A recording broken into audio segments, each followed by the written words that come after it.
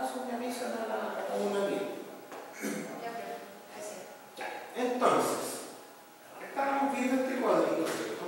Y lo único que tiene de gracia es el asunto de los datos. Ver que estructuraciones especiales tienen la connotación de mayor ductilidad y estructuraciones intermedias tienen un poquito menos y estructuraciones ordinarias tienen mucho menos incursiones inelásticas, por lo menos desde el punto de vista de lo que espera el diseño. Ahora, hay hartas estructuraciones en el contexto ASCE7, también para distintos materiales. En nuestro contexto nacional hay menos.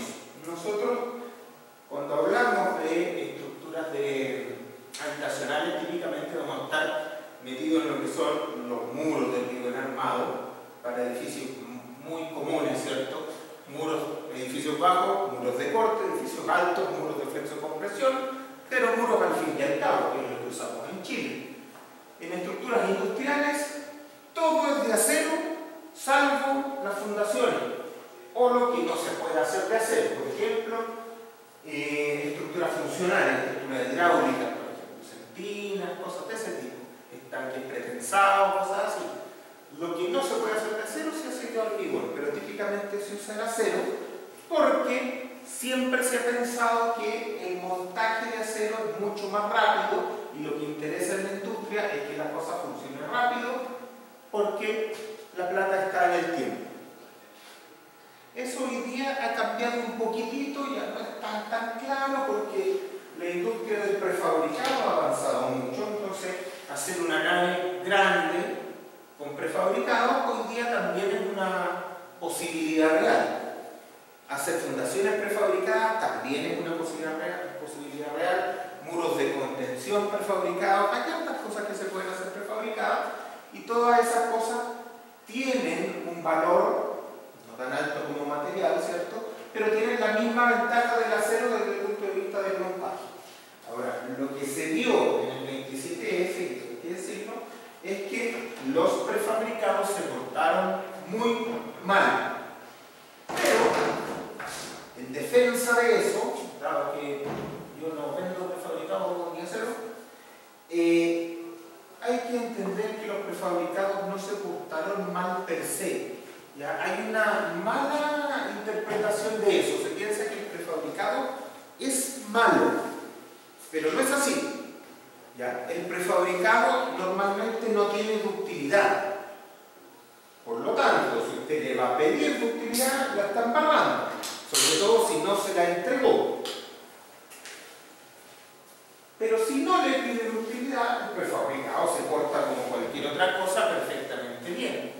Lo que falló, lo que se vio que falló durante el 27F fueron las uniones del prefabricado, las conexiones de los prefabricados, no los elementos de prefabricado. Ahora, nadie quería que fallaran las conexiones. Bueno, cuando se tira un poquito el hilito de eso, uno se da cuenta que en realidad las conexiones no estaban adecuadas a norma ni siquiera de ese tiempo. Entonces, es un poco injusto el decir, oye, los prefabricados funcionan mal. No. Lo que sí podríamos decir con todas sus letras es que los ingenieros que diseñaron los prefabricados no funcionaron bien. Esa es la verdad.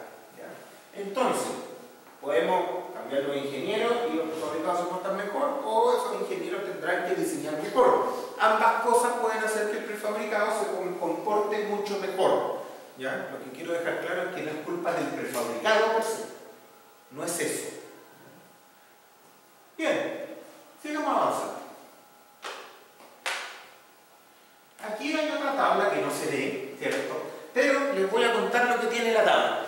Estas son tablas extraídas directamente del documento ASCE7, ¿cierto? El capítulo 12 habla de los requerimientos sísmicos para building. ¿Por qué es tan importante esto? Creo que se lo conté, pero lo voy a repetir si quiero duda. Porque a nosotros nos dicen mucho acá en Chile, y esto es una opinión personal, pero que se las tengo que transmitir, que somos el mejor país de Chile, como por ahí la gente. No, somos bastante autocomplacientes con la ingeniería y hay que tener cuidado con eso, ¿cierto? Nos ha ido bien, Pero eso no significa que seamos los mejores ni mucho menos. No estamos ni cerca de serlo. Y claro, cuando miramos para afuera, a veces miramos un poquito de lejos estos códigos norteamericanos que tienen un conocimiento atrás mucho más profundo que el nuestro, tienen un orden mucho más grande que el nuestro y una consistencia incalculablemente mayor que los nuestros. Entonces, cuidado. Por ahí se dice, claro, Chile es el país que tiene una norma industrial muy buena. Sí, hoy día que lo del 2023, eso es cierto. No es la mejor. Evidentemente puede mejorar. Pero es bueno. Pero AC7 no es que no sea industrial. Lo que pasa es que es un documento muy grande que hay que leerlo completo para poder entenderlo. En particular, se refiere a building cuando son edificios, ¿cierto? Estructuras de departamento, de oficina, las cosas que uno puede parar ahí en el centro de Nueva York y todas esas cuestiones. Esos son edificios. Cuando no son edificios, tienen otros capítulos, ¿cierto? Tiene capítulos de non-building. Bueno, todavía es de building. Tiene requerimientos para non-building. ¿Y qué creen que son los non-building? Son los que no son edificios de departamento, pero que en principio se pueden parecer. Los non-building se separan en similar to building y non-similar to building. ¿Qué quiere decir eso? Que si yo tengo una estructura de marcos arrastrados, puede ser building. Y me voy al capítulo 12. Los mismos marcos arrastrados, ahora que no son un edificio habitacional, sino que son un edificio industrial de proceso, me vengo para acá y tendrán otro R, otro omega 0 y otro C sub T. La misma estructuración tiene otros parámetros porque es para otra cosa. Y eso es tremendamente importante entenderlo. No es el marco arrastrado, es el marco arrastrado que sirve para una cosa o que sirve para otra. Porque los niveles de desempeño que les voy a pedir son diferentes. Eso es lo que hay que entender. Y bueno, uno dirá, claro, el marco arrastrado evidentemente puede ser building o non-building. Pero después se mete en otras cosas que son los non-building, not similar to building. Eso significa que ni siquiera ya son estructuras. Ahí nos estamos metiendo directamente en equipos. En sí, los estanques, cargadores de barcos, todas esas cosas. Son equipos. ¿Puente no sé, en esta categoría? El puente yo entiendo que es un non-building. ¿Ya? No lo he buscado específicamente, pero debería ser un non-building. Ahora, los puentes se calculan con otro tipo de normativa. Eso normalmente va de la mano del AASHTO y del RFD para puentes. ¿Ya? No van por el lado de ASC7 porque los criterios de diseño son un poco distintos. Los conceptos de diseño son los mismos, pero los criterios específicos, los requisitos cambian un poco. ¿Ya? Entonces, cuando tenemos equipos, ustedes se van a dar cuenta, si leen este código, que los R van bajando aún más. No sé si los puse acá, no los puse, pero si leen se van a dar cuenta que son R incluso más bajitos, porque evidentemente un equipo siempre va a ser el objetivo productivo de cualquier cosa. Por lo tanto, es algo que yo no quiero que se dañe. Hablado en diseño sismoresistente, en idioma de diseño sismoresistente, eso significa que no puedo echar mano de la ductilidad, típicamente, y entonces, ¿significará que no tiene un R? No necesariamente. Pero el R tiene que estar pagado esencialmente con sobreresistencia. Si los equipos son de acero, probablemente esa sobreresistencia va a tener un valor de 2, más o menos.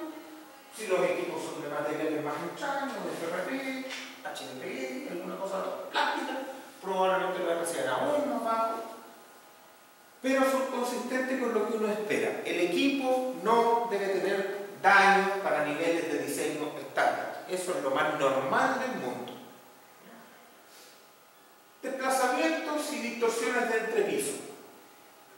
Esto para nosotros es muy importante porque es lo que controla muchos de los diseños acá en Chile, sobre todo habitacionales, ¿cierto?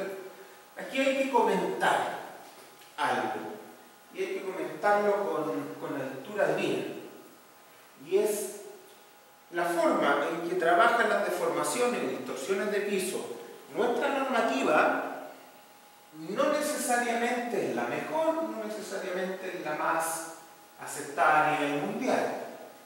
¿Cómo se trabaja la deformación a nivel internacional? Como lo mostraba antes, uno estima la deformación inelástica que se va a tener por cualquier camino. El camino más común es a través de análisis elásticos, ¿cierto? Uno va a tener la deformación de diseño, a nivel de diseño, o sea, con la carga elástica dividida por R, está en el nivel de diseño, ahí evalúa fuerzas para los fusibles, y también le va a salir una deformación de diseño. Ya, pero esa deformación de diseño no me sirve para nada porque está en un punto que no existe. Bien, entonces el CSUT nos lleva a esa deformación de diseño a una deformación esperada. Una deformación que no es elástica, pero es una deformación que es esperada. La obtuve con análisis elástico, ¿cierto? Análisis elástico es mentiroso porque dividí por R y seguí trabajando dentro del rango elástico, cosa bien rara, pero bueno, así lo sé. Ese es el diseño tradicional aceptado. Bien, cuando yo tengo mi deformación esperada inelástica, ¿cierto? Eso tiene la connotación de un valor que yo realmente creo que se puede producir, que tiene una cierta confiabilidad. Y entonces tomo ese valor y empiezo a ver si es adecuado o no para mi estructura. Lo que les decía hace un rato. Ahí veo, de acuerdo a los objetivos de mi estructura, ¿cuánto se aguanta? ¿1%? ¿1,5%? ¿2%? Bien, ¿cuánto me estoy deformando? ¿Cae en lo que yo necesito? Sí, entonces estamos bien. No, estamos mal. Listo. Punto, pelota, se acabó. Bueno, algunos detalles, ¿cierto? Metiendo la torsión en planta, y hay otras cosas que lo contaminan. Pero el concepto básicamente es ese. En nuestra norma industrial hace lo mismo. Dice, oye, voy a definir una deformación inelástica esperada. O sea, como sea. Antes decía la deformación reducida, ¿cierto? Con el espectro reducido, o sea, en el nivel de diseño, la multiplico por R. Claro, por eso decía básicamente estoy aproximando la deformación inelástica esperada por una elástica equivalente, que ya digo que es un buen estimador, ¿cierto? Entonces, claro, era como decir, C sub D igual a R. Perfecto, está bien, es bueno. Y teníamos la deformación. Hoy día, la 2369 nos dice, calcule la deformación esperada con el espectro de referencia, directamente. No con dividido por R, no lo multiplique por R, no. Al tiro con espectro de referencia. Listo. Que básicamente es la deformación reducida, amplificada por el R, ¿cierto? Y sacándole el 0,7 que hacemos para pasar al espectro de diseño. Con esa deformación esperada, lo mismo. Decimos, a ver, está dentro de lo que las deformaciones normalmente permiten que se mantenga la operación. Y ahí también nos confundimos un poco. La mayoría les va a decir, mire, si la deformación del entrepiso o la deformación de techo no se pasa del 1,5%, estamos todos bien. 1,5% es razonable. A mí me gusta más el 1 para continuar la operación, pero 1,5% no es malo. El problema de ese 1,5% es que es el máximo. No es estándar. ¿Ya? Las deformaciones siempre son un criterio de serviciabilidad. Les voy a insistir en eso porque cometemos muchos errores los estructurales de la práctica pensando que la resistencia es todo. Y no es así. La resistencia es lo básico. Si usted no asigna la suficiente resistencia, seguro que la cuestión va a estar mal. Pero no es lo único. La serviciabilidad es lo que le dice a usted, además si esta cuestión tiene posibilidad de caerse o no, es si sirve para aquello que usted la quiere usar, que puede ser bastante más importante que si resiste o no resiste. Criterios de serviciabilidad típicos, deformaciones, primero, control de deformaciones, control de rigidez, fatigas, ¿ya? También, en algunos casos, protección contra corrosión, protección contra el ambiente, deformaciones de, no sé, las fundaciones, asentamientos diferenciales, A veces criterios de frecuencia, cuando tengo máquinas migratorias arriba de esta estructura. Todo eso es serviciabilidad. Y todo eso tengo que mirarlo para saber si la estructura me funciona o no. Entonces, cuando nosotros nos vamos a la norma y dice no se pase del 1,5%, está en un máximo. ¿Ya? Pero yo tengo que darme cuenta que las deformaciones son aceptadas por el proceso, no por el máximo normativo. Ejemplo simple, ¿cierto? Un muelle típico tiene una altura sobre el fondo marino de unos 25 o 30 metros. 30 metros, pongamos. El 1,5% de 30 metros son 45 centímetros. Entonces el muelle se va a mover 45 centímetros o podría moverse hasta 45 centímetros versus su fondo marino, y entonces yo tendré que decir, oye, la correa transportadora que entra a ese muelle ¿tiene la capacidad de deformarse 45 centímetros en el punto de entrada entre el tema firme y el muelle? No, entonces se va a romper. Las cañerías que entran al muelle, las bandejas eléctricas, ¿tienen la capacidad de deformarse 45 centímetros? No, entonces no funciona. Si digo, mira, ya la correa transportadora puede aguantar hasta 30 centímetros. La bandeja eléctrica, bueno, le doy una vuelta, hace una liga y se pueden estirar. Y las cañerías, ya, no tengo problema. Puedo llegar a dar 10 centímetros. Entonces uno entenderá, ok, para que esta cuestión funcione, yo necesito hacer un muelle que en el punto donde las cañerías salen del parrón de cañería de tierra y entran al parrón de cañería del muelle, tengo una deformación relativa no superior a 10 centímetros, porque si no se van a romper todas las cañerías. Claro, alguien dirá, bueno, si transportan agua, ¿qué me importa? Si transportan, sacan salmones del barco, bueno, las podré reparar después. Sí, pero si transportan GNL, petróleo, alguna de esas cosas, ya no es lo mismo. Entonces, claro, ahí uno tendrá que ver eso. ¿Se pueden romper? Ya, que se rompan, yo sé que se van a romper y donde voy a ir a mirar primero cuando tiemble esa cuestión para arreglarla. Bien. Pero hay otras partes que no se van a poder romper porque es algo demasiado peligroso para el ambiente. Y ahí tendré que hacer un muelle que no se deforme más allá de 10 centímetros, a pesar de que la norma por estabilidad estructural general me permite hasta el 1,5%. Lo primero siempre es la continuidad operacional y es lo que los procesos permiten. Y eso tengo que saberlo. Yo no puedo hacer una estructura industrial sin haberme sentado con el mecánico, el procesista, el puentero y todos los otros especialistas que me digan ¿para qué quieren la estructura?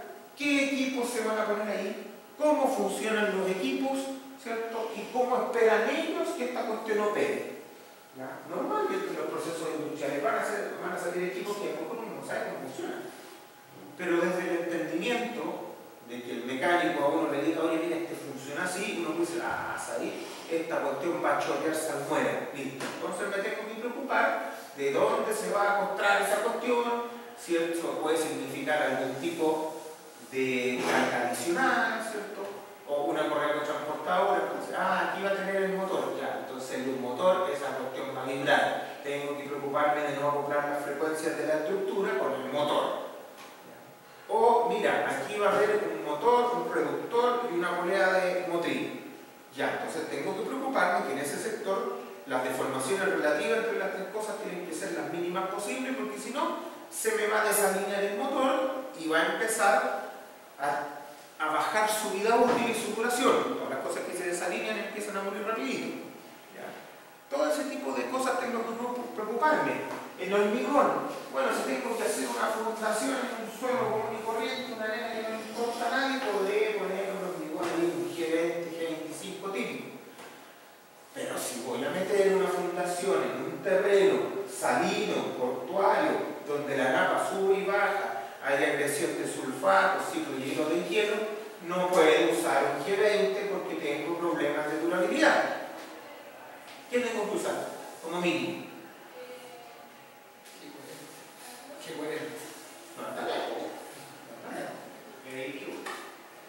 G35, ¿cierto? El mínimo. Cuando me meto la NSH 170 y veo los problemas de agresividad del medio, Normalmente me va a decir que ocupe un G35 para problemas de durabilidad de ese tipo. Claro, por eso yo empiezo a tener control de retracción hidráulica, de variación de volumen en largo plazo, un montón de esas cosas, porque el hormigón, aunque lo parece, no es impermeable. Lo que uno hace con el recubrimiento es retardar la penetración de la humedad del agua hacia las barras el mayor tiempo posible. Pero en algún momento van a llegar la humedad a las barras y en el momento que llegue se va a empezar a corroer. Como la corrosión aumenta el volumen de la barra, va a desprender el recubrimiento y entonces la corrosión va a avanzar más rápido. En el momento que el agua llega a la armadura se empieza a acabar la vida útil. Esa cuestión empieza a tener problemas. Hay maneras de proteger el hormigón, con membrana, cuestiones, etcétera, etcétera. Pero lo que voy es que yo tengo que preocuparme cuando hago un diseño mucho más de que esta cosa resista o no. Tengo que preocuparme de que funcione. Por ejemplo, si hago un estanque de hormigón armado, ¿cuál es el objetivo de un estanque? En general, que no se le salga cualquier cosa que tenga dentro. Tan simple como eso. Entonces, ¿usted querrá desarrollar alta ductilidad en el manto de ese estanque cuando venga el sismo? Alta ductilidad significa agrietamiento, ¿cierto? Con lo cual se le va a salir lo que tiene adentro.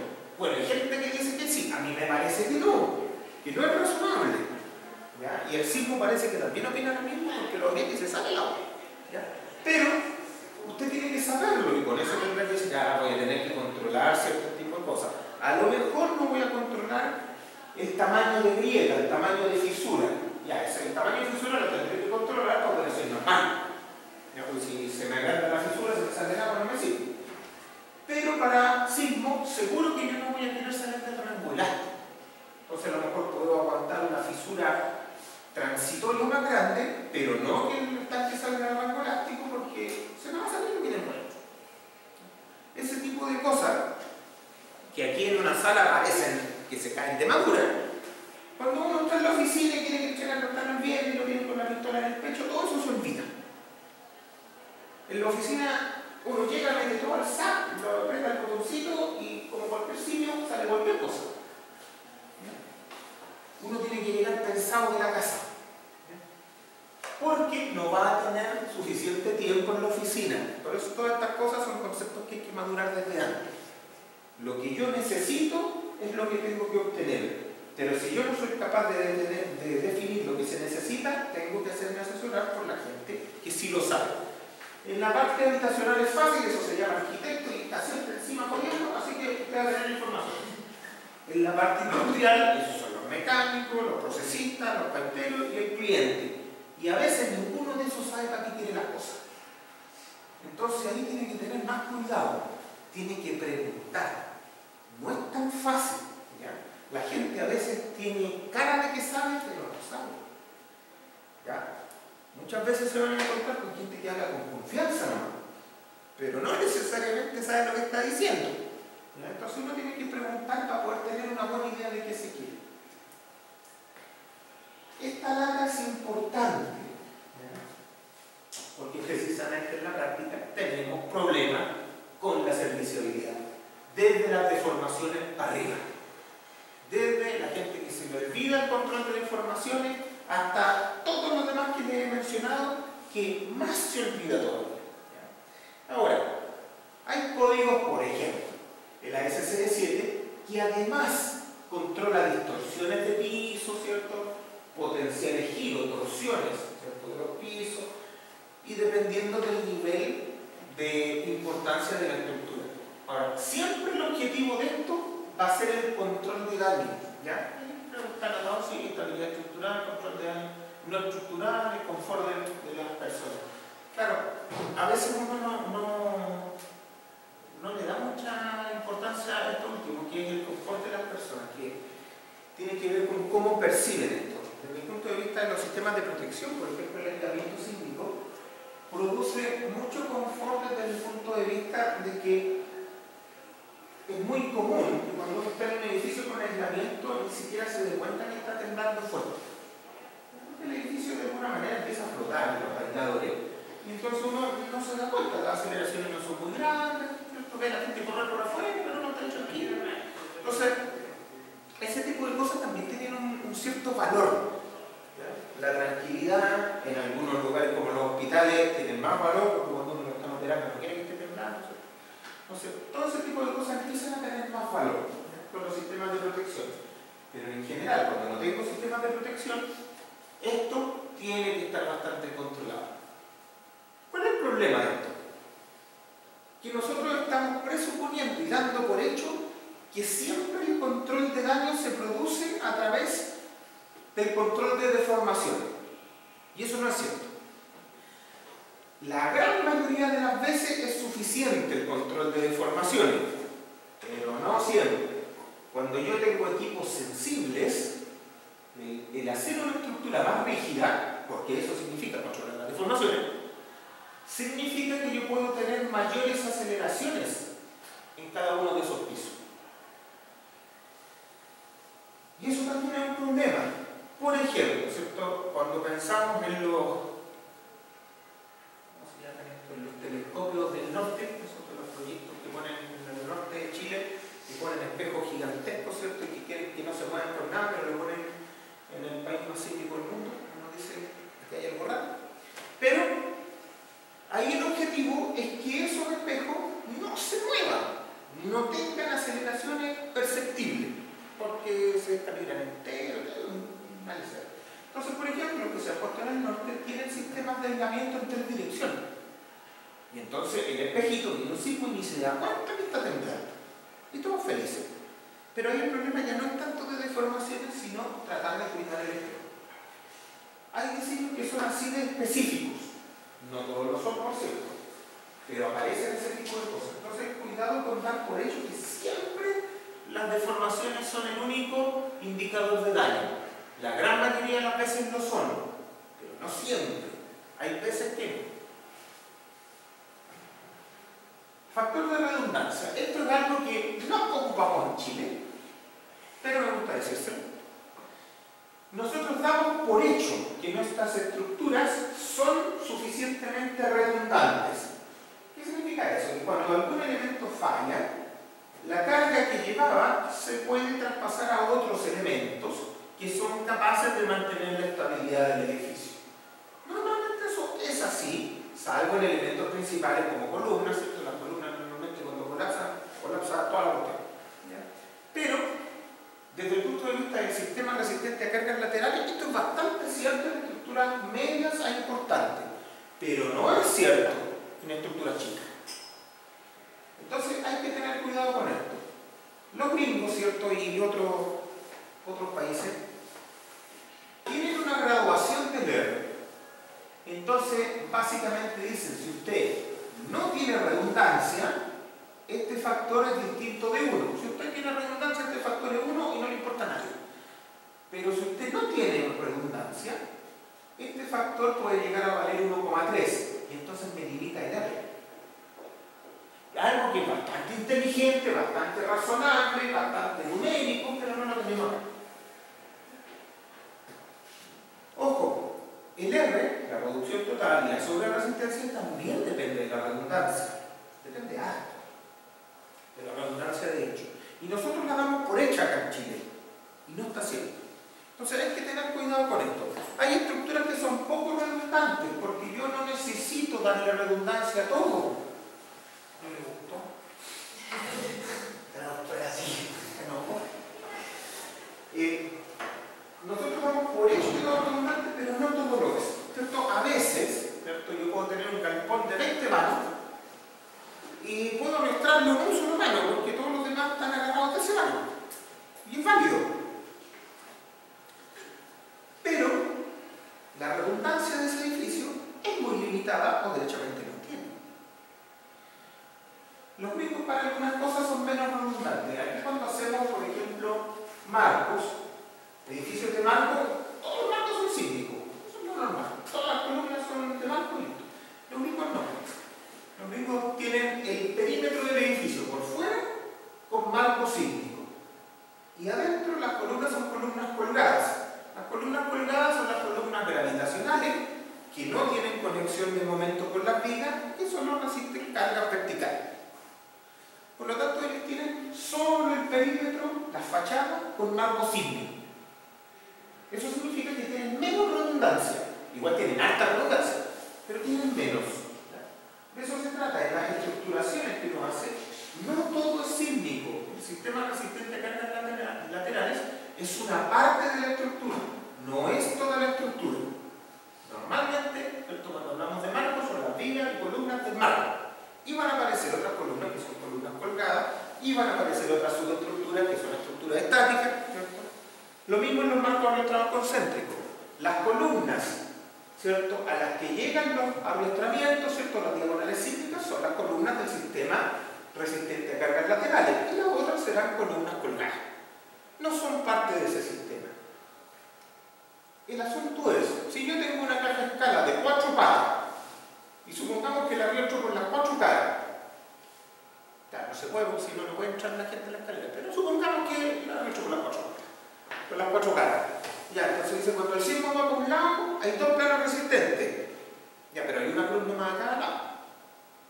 Ya, y en realidad cuando esta cosa, el sismo sube, la diagonal en compresión cambia, entonces solo sería la de tracción, entonces solo tengo 2 diagonales para ese lado. Y aún entonces la redundancia no es mucha, tengo 2 elementos nomás. Si se corta uno, lo más probable es que el segundo no alcance a tomar la carga, porque además si se corta uno, viene la torsión y queda embarrado. Entonces, redundancia como que entre poquita y ni una. Y ahí uno dice, mira, en ese caso como que tiene alto sentido que ese valor no sea uno. Pero como nuestro código no lo reconoce, tenemos que tener cuidado. Lo mismo en nuestros galpones industriales, que un galpón industrial larguísimo, uno dice ya, voy a arrastrar un puro vano. Va a tener un problema en la torre, porque todo el edificio depende de un puro vano. Es legítimo porque usted le puede dar toda la resistencia que quiera a ese puro vano, y entonces los demás puede pasar gente, si uno no quiere arrastrar por todos lados, porque la idea es que no entorpezca la circulación. Pero es bastante distinto si usted arrastra 2 vanos o 3, ¿cierto? A lo mejor si son 20 vanos, bueno, arrastrar 3 no hay mucho problema, pero ahí ya tiene más redundancia. Ahí ya empieza a ser bastante razonable decir, oye, ese R es generalizado. Pero si tengo un puro vano arrastrado, la cosa empieza a ponerse complicada. Entonces, este factor en realidad es bastante razonable, bastante inteligente, pero no lo usamos acá. ¿Ya? Sepan que en nuestra normativa se asume que son suficientemente redundantes todas las estructuras. A veces no lo son. Cargas no dúctiles. Y esto viene mucho del diseño por capacidad, ¿cierto? ¿Cuáles son las cargas no dúctiles? Yo les decía hace un rato que cuando uno define los fusibles, los diseña, ¿cierto? Y esos fusibles le pasan después su resistencia esperada a los demás elementos. ¿Ya? No le pasan la carga de diseño, ¿ya? Porque esa carga de diseño no existe. La carga reducida no existe, no se va a producir, no se puede producir. ¿Ya? Pero lo que sí se puede producir es que el sismo exija suficiente a los fusibles, y entonces los fusibles plastifiquen y le pasen la resistencia que pueden desarrollar a los otros elementos. Eso sí puede pasar. Ahora, cuando uno tiene un R relativamente chico, le he dicho ya, puede que las cargas que va a traspasar ese fusible a los otros elementos sean menores que su capacidad. Puede que incluso el fusible no alcance su capacidad. Y ahí es donde tenemos que tener este estimador máximo de carga que vamos a traspasar. El estimador máximo de carga, como les mencioné hace un rato, más evidente, bueno, la carga elástica. Yo sé que no va a haber más que eso.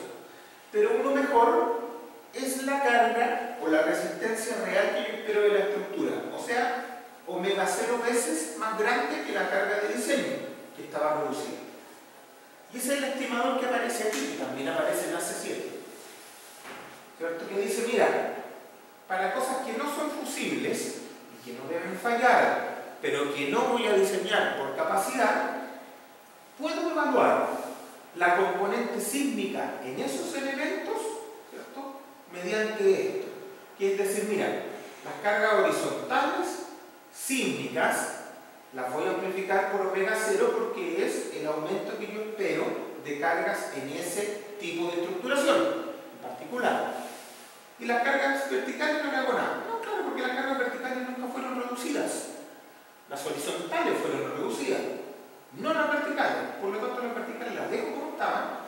Las componentes horizontales de la carga sísmica las aumento por omega 0, ¿ya? Y eso me da una carga sísmica sobre el elemento no fusible, que es un buen estimador de carga máxima para diseñar, para pedir la resistencia en elemento controlado por fuerza. Nuestro código 2369 tiene un estimador de esto. Para nuestro código, ese omega 0 no es un omega 0. Nosotros amplificamos las cargas reducidas para pedir la resistencia a los elementos que no son fusibles, pero no las amplificamos por omega 0. Las amplificamos por 0,7R1. ¿Qué es eso? El R1 es el R. Lo que pasa es que si quedamos pegados en el corte mínimo, la herramienta corte mínimo, entonces en realidad uno va a tener que subir la carga, y eso es análogo a haber usado un R más chico. Y ese R más chico, que es el R efectivo que estamos usando, se le llama R1 en nuestra norma. Entonces, cuando yo amplifico por 0,7R1, que en realidad no es un omega 0 desde el punto de vista del significado de sobreresistencia, porque no es la sobreresistencia de la estructura, es como decir, ¿cierto? Yo dividí por R, ahora multiplico por 0,7R, ya, es como decir, mira, los elementos no fusibles los voy a diseñar como si tuvieran un R 1,5 asociado. Básicamente eso es lo que decir. Si divido por R, es como multiplico por 0,7R, es como haber usado para esos elementos un R 1,5. Y eso es lo que se eligió. Básicamente es decir, mira, le voy a pedir la misma sobreresistencia, que básicamente es llegar a una carga pseudoelástica a todos los elementos que no son fusibles. Independiente de la estructuración, independiente de cualquier cosa, todos los elementos que no quiero que puedan colapsar o desarrollar ductilidad, los calculo con cargas amplificadas. Ojo, cargas amplificadas es esto, y no confundir con cargas mayoradas, que tiene que ver con el RFD y que no existen en ASD, ¿ya? El concepto es cargas amplificadas, cargas no dúctiles por ese lado, pero no cargas mayoradas, porque no depende del método. Entonces, tenemos un estimador máximo. Desde ya, estas cargas amplificadas en el código 2369 no tienen el contexto, no tienen la connotación de las cargas aumentadas por omega 0. Es parecido, pero nos llevan a un máximo que nosotros creemos que es bueno. ¿Ya? ¿Será el máximo que creemos que puede desarrollar la estructura? No, no puede desarrollar nada, hasta que colapse. Pero es un nivel suficientemente bueno para dejarnos tranquilos. Ese es el significado de las cargas amplificadas en nuestra 2369. Que es un poquito distinto al significado de esto. Se usa igual, porque es como decir, mira, en vez de omega 0 ponle 0,7 a ¿ya? Se usa igual, pero tiene un significado que es distinto. No piensen que el omega 0 de toda la estructura chilena es 0,7. No, no es eso. ¿Ya? Pero se usa de manera similar. En resumen, ¿cierto? Y este bonito no se lo revé al libro de Zafuli, pero no lo puse ahí, tengo que ponerlo. ¿Qué es lo que nosotros podemos entender de este proceso de diseño? Tratemos de entender lo que dice Zafuli. Dice, etapa reglamentaria, análisis de carga, ya evalúo la acción sísmica, sí, súper bien. Evaluación de la regularidad estructural. Esto me lo salté, pero básicamente, dependiendo de la regularidad estructural, regularidad en planta, regularidad torsional, regularidad en estructura, voy a poder hacer unos análisis sí y otros no. Yo les comentaba que menos de análisis modal espectral no vamos a hacer jamás, por lo tanto, ese está permitido con irregularidades en planta, en elevación y todas las cosas que tenemos. Las estructuras industriales en general son todas irregulares, las estructuras habitacionales hay varias que todavía son bastante regulares, pero no todas. Una irregularidad muy común en una estructura no industrial, en una estructura de edificio, es el primer piso, ¿cierto? Doble altura, piso no tenga muros, ¿cierto? Claro, los muros terminan en el segundo piso y no pasan el primero, entonces es un problema. Entonces, claro, justo en el primer piso, que típicamente en la zona crítica, es donde yo voy a tener los máximos cortes posibles, tengo menos muro, tengo más altura, tengo más problemas. Entonces, típicamente sí también voy a tener una irregularidad de comportamiento en el primer piso. Bueno, después procedo al análisis estructural. Para nosotros siempre va a ser un análisis lineal elástico. Ese es el diseño tradicional. ¿Qué tipo de análisis lineal elástico? Análisis modal espectral. Eso es lo que vamos a hacer. Control de distorsión. Siempre va a estar como criterio de aceptación. De la mano con la resistencia. Verificación de componentes estructurales. Diseño por capacidad. No siempre. ¿Cierto? Los elementos fusibles los diseño con carga reducida. Los elementos no fusibles los diseño primero por capacidad y a ver cómo anda, pero a lo mejor no es necesario.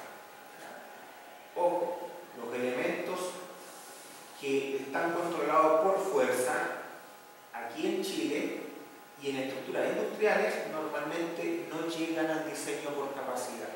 Normalmente quedan controlados por las cargas amplificadas. Eso lo vamos a ver más adelante, ¿cierto? Pero yo asumo que ustedes ya estudiaron la 2369, así que saben muy bien de qué les estoy hablando. Entonces, ojo. Después, detallado de la estructura y las conexiones.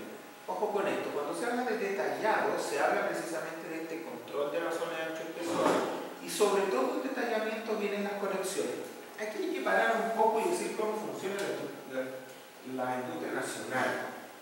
La industria nacional, de hecho, siempre la diferenciación entre cómo funcionan las oficinas de edificios y cómo funcionan las oficinas de proyectos industriales. Funcionan distintos. ¿Ya? Los objetivos son distintos, el negocio es distinto, las especializaciones son distintas. ¿Ya? En la parte industrial, por aquí, hay una suerte de práctica que no es la mejor, pero es la que se ha tenido siempre. Y es que en las estructuras de acero industriales, las oficinas de diseño de proyectos normalmente emiten lo que se llama planos de diseño, que entregan los elementos estructurales y formas de conexión, detalles generales de conexión, pero no necesariamente el detallamiento completo de cada conexión. Lo que se hace es que cuando se licita, la maestranza que se gana, ¿cierto?, el aprovisionamiento del acero, es la encargada de hacer el detallamiento. Detallamiento, planos de fabricación, planos de montaje, fabricar y mandar a terreno. Entonces, esa maestranza hace el detallamiento de conexiones y lo hace a partir de los detalles generalistas que uno le haya entregado en un plano estándar, más las especificaciones técnicas o notas generales con las que uno les dice que tiene que trabajar. Por ejemplo, conecte todo a capacidad.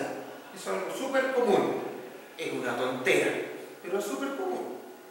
¿Por qué una tontera? Porque la gran mayoría de los elementos no pertenecen al sistema sismorresistente y por lo tanto no hay ninguna necesidad para conectarlo por capacidad.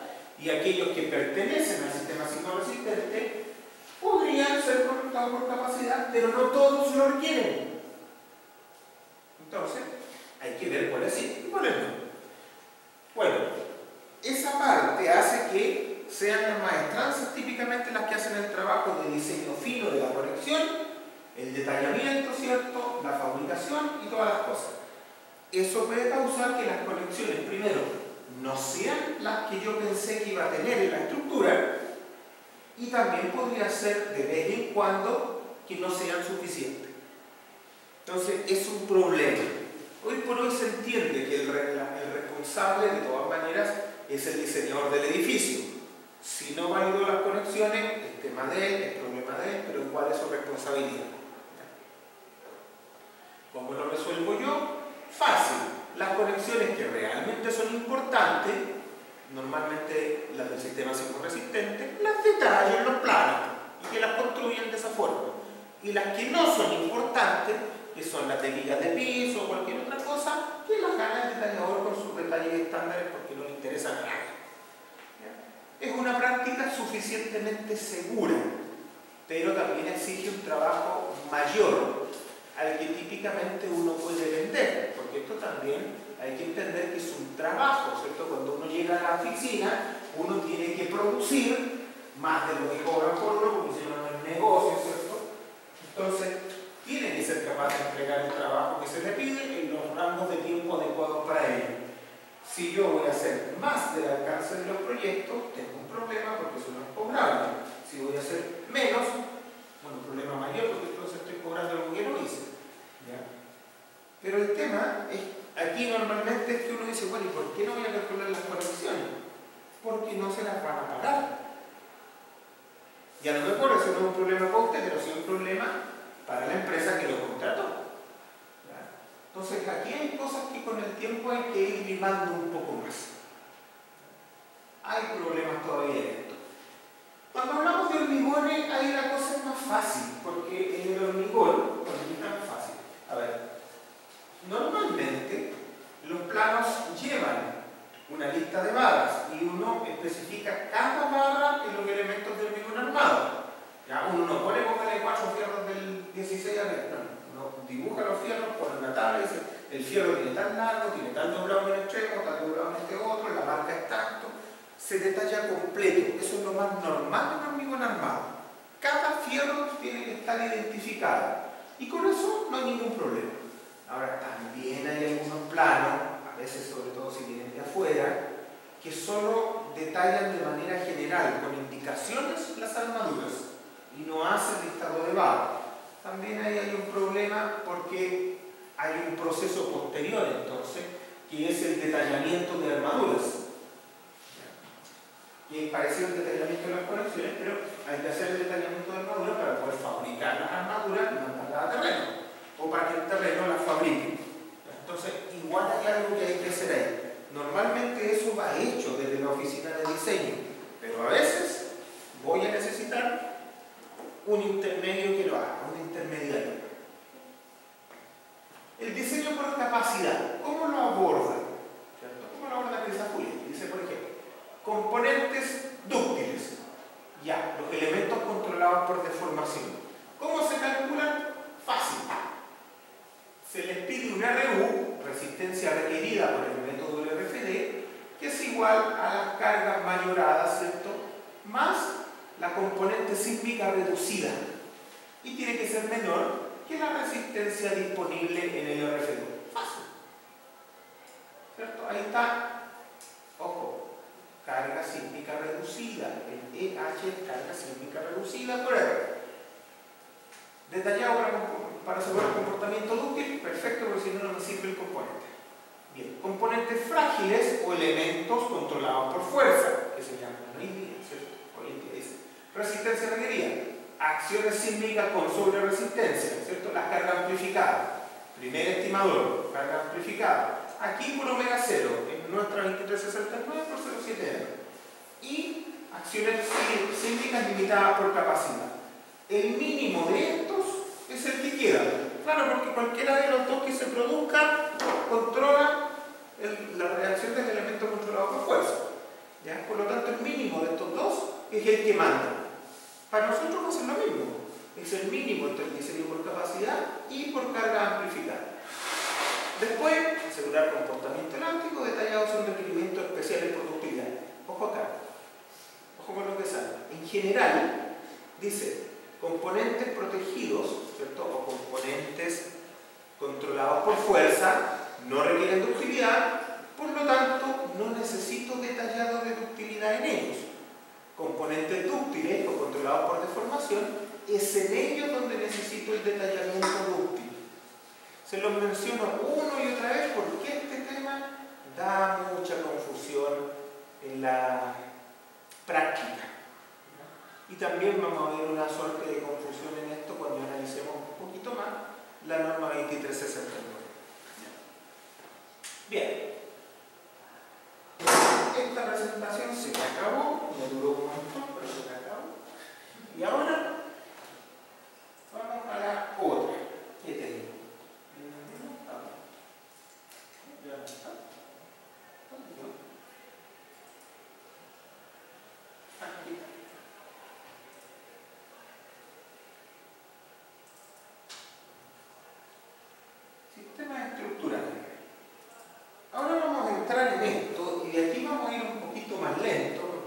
parte ya la idea es que nos sirva para el cálculo también. Miremos un poquito las estructuras de hormigón. Estructuraciones típicas en hormigón. Y en hormigón ya vamos a seguir con esta separación que hacemos, que es una separación bastante natural para la práctica, ¿cierto? Que es decir, los hormigones son edificios de departamento, los aceros son edificios industriales. Claro, con ciertas limitaciones, ¿cierto? Hay unos que se pasan para allá, otros que se pasan para acá, pero en Chile eso es bastante común, es bastante claro que uno diga, oye, acero industrial, hormigón habitacional, es lo más común. No tiene por qué ser así, pero es lo que aquí pasa. Estructuraciones típicas que tenemos en hormigón. Vamos a tener muros. Claro, aquí se habla de muros de corte porque en realidad el edificio es bajo. Pero si el edificio es suficientemente alto, estos muros empiezan a trabajar como una viga envolada para arriba. Y esas vigas tienen flexo-compresión abajo. En su momento nos vamos a meter en el problema de la flexo-compresión porque por eso colapsaron edificios en el 27F y murió gente. Entonces tenemos que entenderlo. Pero en general, en edificios bajos se habla del muro de corte, ¿cierto? Ojo que los muros son elementos que típicamente ocupan varios pisos, a diferencia de las vigas, ¿cierto? U otro elemento más cortito, el muro es un elemento grande, bien grandote. ¿Qué otras cosas tenemos? Tenemos los marcos de momento. Claro, en el hormigón armado típicamente podemos hacer marcos de momento en las dos direcciones sin mucho problema, ¿cierto? Tenemos que cuidar cómo se comportan los nudos, pero se puede hacer esta cuestión. Tenemos también la posibilidad de hacer edificios barrioestrados. ¿Qué es lo más común? Acá en Chile los edificios de muros son lo más común, sobre todo en edificios habitacionales. Es muy raro que un edificio habitacional, primero, no sea de hormigón y segundo, que no sea de muro. Es rarísimo. ¿Por qué? En general yo voy a necesitar muros por arquitectura.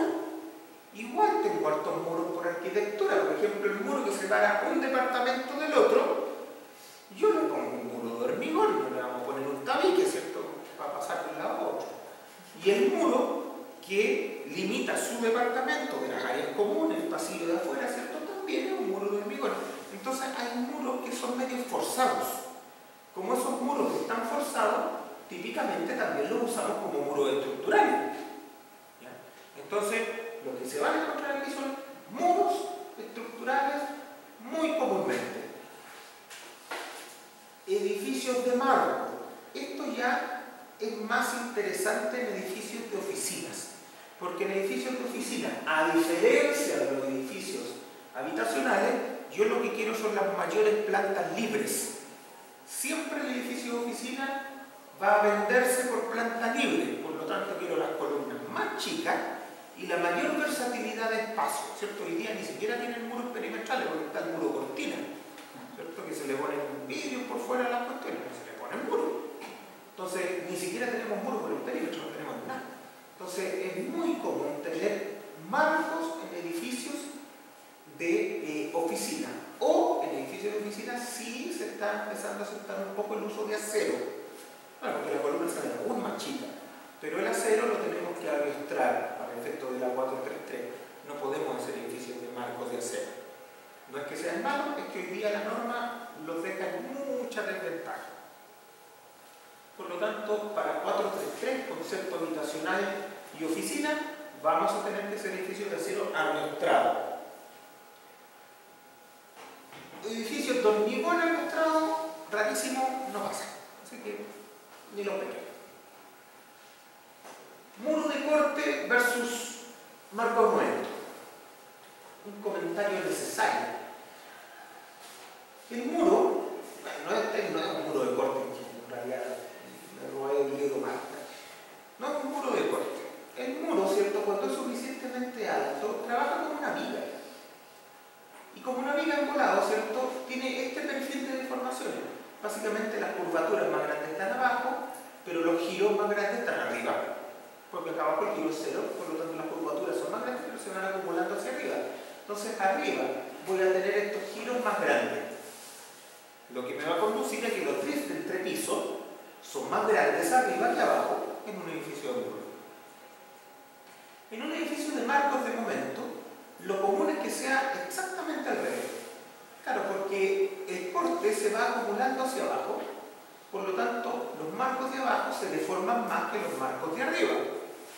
Y eso genera que los drifts de entrepiso de abajo normalmente pueden ser los pisos intermedios también con modos superiores que importen.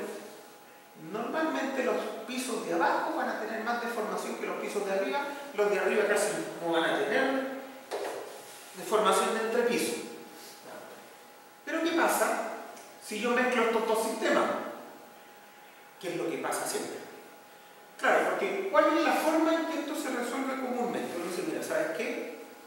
La caja de ascensor y la caja de escala yo le envuelvo en un muro, porque eso se puede. Entonces voy a tener una caja de ascensor muy rígida, una caja de escalera muy rígida, y todo lo perimetral va a ser marco de momento.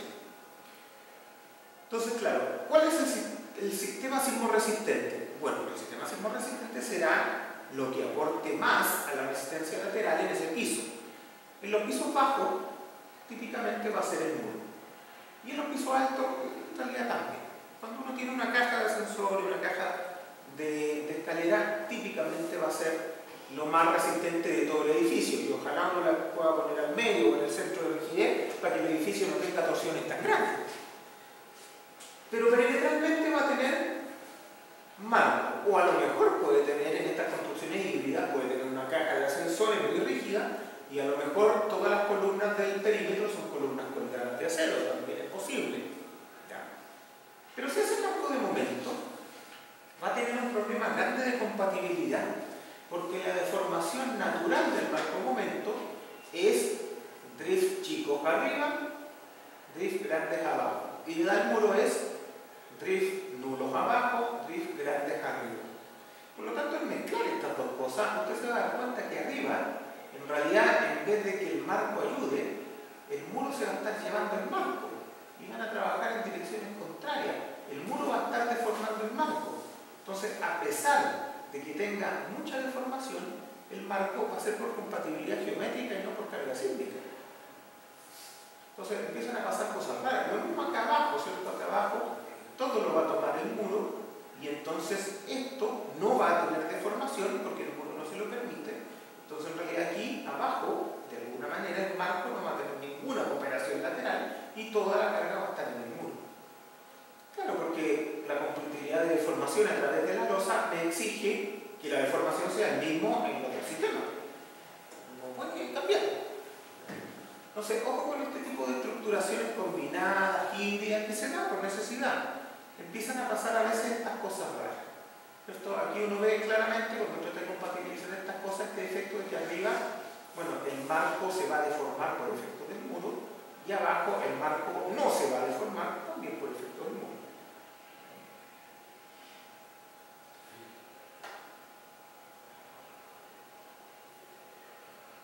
Componentes de la deformación.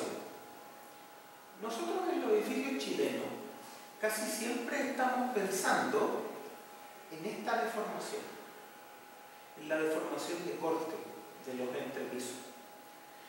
Tenemos, esto no lo dicen las normas, pero tenemos la idea de que las deformaciones laterales están muy controladas por las deformaciones de corte y siempre estamos pensando en edificio bajo. Pero cuando los edificios empiezan a ser más altos, empiezo a tener el efecto, ¿cierto?, del giro del piso. En edificios de pocos pisos no hay un giro importante en cada piso, pero en edificios de muchos pisos sí. Empiezo a tener un giro en cada piso y ese giro va acompañado de un drift de entrepiso que no viene de la deformación de corte, sino que viene solamente por el giro, ¿cierto?, por el efecto de cuerpo rígido en altura. Y una cosa rara, porque tengo los drifts más grandes más arriba. Y en el caso del corte tengo los más chicos más arriba. ¿Cuál es el problema real? Que si mi código no ve la diferencia entre estas dos cosas, llega un momento en que simplemente yo no puedo cumplir. Cuando nosotros hablamos de que el drift de entrepiso le hace daño a las cosas, normalmente estamos hablando de la deformación de corte. Eso es lo que tranca las puertas, rompe las ventanas y todas esas cosas. Claro, porque aquí uno dice, ah, pero la señora del último piso se va a caer acá. No, no es eso. Porque en realidad lo que tengo es un drift de giro.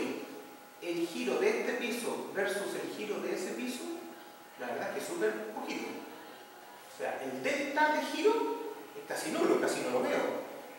Lo que pasa es que en la acumulación desde la base voy llegando a un giro que puede ser importante, pero entre los pisos no lo veo. Entonces en realidad este giro no hace daño, porque es muy chico. Este drift sí hace daño, pero cuando yo tengo que evaluar el drift total, el desplazamiento total del piso, está compuesto por ambas cosas directamente. Yo lo mido en el software o donde lo mida, va a tener el efecto de ambas cosas, en principio sin poder yo separarlos o evaluarlos de manera distinta. Entonces aquí hay que tener cuidado, porque este tipo de deformación empieza a ser muy importante en edificios altos. Y eso impide a veces que yo pueda controlar ese drift. Y tengo que empezar a ver, ¿el código me pide el drift total o me pide controlar este drift? ¿Cuál de los dos me está pidiendo? Hay códigos que hacen diferencia, hay códigos que no. El nuestro no hace ningún tipo de diferencia. Pero hay otros que sí, empiezan a mirar también un poco el giro. ¿Ya? Entonces, ojo, cuidado con esto.